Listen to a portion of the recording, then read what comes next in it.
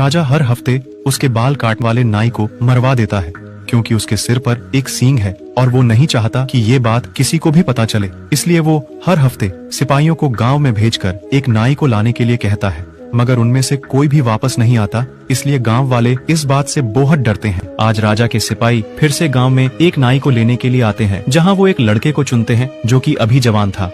उसके जाने से पहले उसकी माँ उसके लिए खाना पैक करके देती है। थोड़ी ही देर बाद उसको राजा के सामने ले जाकर फेंक दिया जाता है। फिर सभी सिपाही वहाँ से एक एक करके चले जाते हैं। फिर राजा उसे एक चाकू देता है और अपनी टोपी उतार देता है। राजा का सिंह देखकर आदमी चौंक जाता है, मगर वो एक राजा है इसलिए वो कुछ नहीं कर सकता। आदमी अभी जवान था, मगर उसे बाल काटना बखूबी आता था। थोड़ी ही देर में राजा के बाल कट जाते हैं। राजा अपना चेहरा चाकू में देखता है और उसके काम से बहुत खुश होता है। फिर वो लड़के को बॉक्स में पड़े खजाने को लेने के लिए कहता है।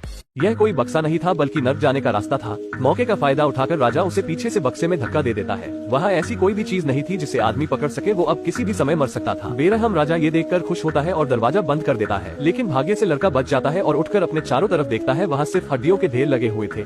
आदमी के बचने के चांस ना के बराबर थे, इसलिए वो अपना मुंह नीचे करके रोने लग जाता है। तभी हड्डियों के ढेर से कोई चीज बाहर निकलती है, जिसे देखकर लड़का बहुत डर जाता है, जो कि एक बहुत बड़ा कोबरा सांप था। वो अपनी माँ की दी हुई बीन को बजाने लगता है, जिस कारण सांप नाचने लग जाता है और जल्द ही उसका पालतू बन जाता है। मगर अब उसे खिलाने के लिए कुछ चाहिए था, इसलिए वो अपनी माँ के दिए हुए पराठे उसे खिला देता है, जिससे खुश होकर कोबरा सांप उसे अपने नाक पर बैठाकर उसे बाहर छोड़ देता है। आदमी वहाँ से जाने लगता है, मगर तभी उसे कुछ हलचल महसूस होती है और झाड़ियों से एक भेड़िया बाहर निकलता है। आदमी डरकर पेड़ पर चढ़ जाता है और अपनी माँ की बीन बजाने लगता है, जिस कारण भेड़िया भी नाचने लगता है और उसका पालतू बन जाता है। मगर अब इसे खाने के लिए कुछ देना होगा, नहीं तो ये उसे मार देगा। इसलिए वो उसे भी अपनी माँ के हाथ का पराठा खिलाता है, जिससे भेड़िया भी उसे खुश होकर अपनी आदमी ने जल्द ही भेड़िए को कुछ नहीं खिलाया तो वो उसे मार देगा। इसलिए वो अपनी माँ के हाथ से बने पराठे को निकालकर उसे खिला देता है। भेड़िया इस चीज से खुश हो जाता है और आदमी को अपनी पीठ पर बैठाकर रात होने तक भागता रहता है। शाम को उसे एक घर दिखाई देता है, तो आदमी एक रात वहीं रुकने का फैसला करता है। लेकिन ये कोई आम घर नहीं था, यहाँ एक चुड़ैल रहती थी। वो आदमी को देखकर एक सुंदर लड़की का रूप धारण कर लेती है और उसे घर के अंदर बुला लेती है। आदमी के अंदर जाकर बैठते ही चुड़ैल एक ताली बजाती है और घर की सभी चीजें आदमी को पकड़ लेती है और उबल रहे पानी की तरफ ले जाने लगती है। आदमी मरने से पहले आखिरी बार चुड़ैल से अपनी माँ की दी हुई बीन को बजाने का आग्रह करता है। चुड़ैल भी थोड़ी दयालु होती है, इसलिए वो उसे ये करने देती है। बीन की आवाज सुनकर चुड़ैल अपने आप नाचने लगती है और अपने असली रूप में आ जाती है। लड़का ये देखकर डर जाता है और चुपके से वहाँ से निकलने की कोशिश करता है, मगर पीछे से चुड़ैल उसे रोक देती है। चुड़ैल को भी भूख लगी थी, अगर उसे भी कुछ खाने के लिए नहीं दिया तो वो आदमी को मार देगी। इसलिए वो अपनी माँ का दिया हुआ आखिरी पराठा उसे खिला देता है, जिससे खुश होकर चुड़ैल उसे एक जादुई कोट देती है।